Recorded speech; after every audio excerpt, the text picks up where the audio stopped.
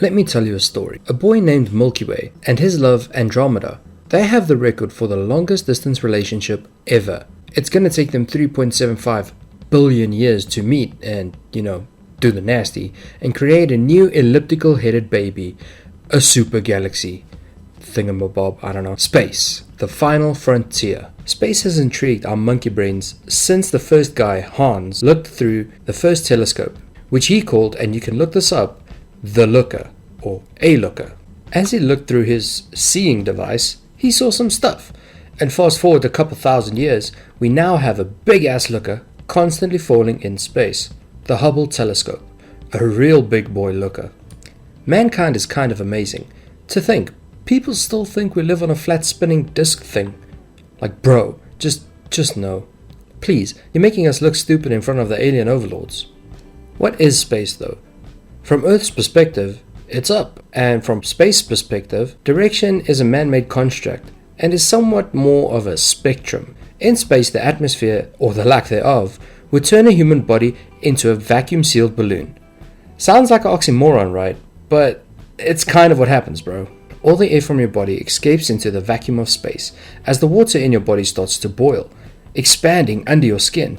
But don't worry, you won't explode. Your skin will stretch. Oh, but I left out the fun part. You also freeze, spending eternity floating around in the abyss of space. Or burning once you come in contact with a star, this hot Dorito. So it's better to spring for that $20 million spacesuit. There is, however, a really cool reason to risk going to space. Zero gravity.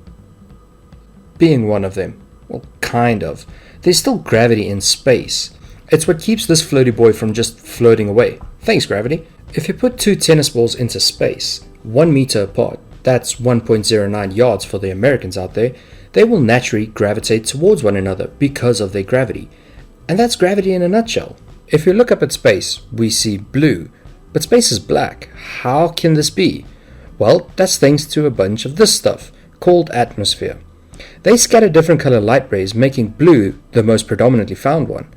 And the rest of the colors are reflected. Atmosphere is kind of like water for fish, but instead of fish, it helps keep these idiots alive. It also helps protect us from this burning bloke that can at any time send a burning hula hoop of death, aka a solar flare, from scorching all life on God's green earth, like a marshmallow that's been roasted just a little bit too long. Which is kind of yummy, I guess, but not in this case. In space we have some things that we all know are there, like planets, stars, moons, galaxies, and cars. Yep, or a car more specifically. This man's car, Elon Musk. He just got bored one day and, shot a car into space, as one regularly does. Keep in mind, this guy wants to send an entire network of satellites into space. That's over 12,000. Space is kind of full of galaxies and stuff, but it's empty at the same time. Only 5% of space has actual stuff. The rest is made up of, not stuff, dark matter. Now, I would like to show you an illustration of this, but sadly, like my girlfriend and my Ferrari, it just doesn't exist. Well, yet. We still have to wait for that 20-year-old at Harvard to discover this after he's got his doctorate or whatever. Anyway, space truly is the next frontier. Dangerous, but exciting. It's kind of like the first Neanderthal making a spear, just instead of Neanderthals, it's this guy. And instead of a spear, it's a metal tube with a massive continuous explosion sending two smart monkeys into the stratosphere.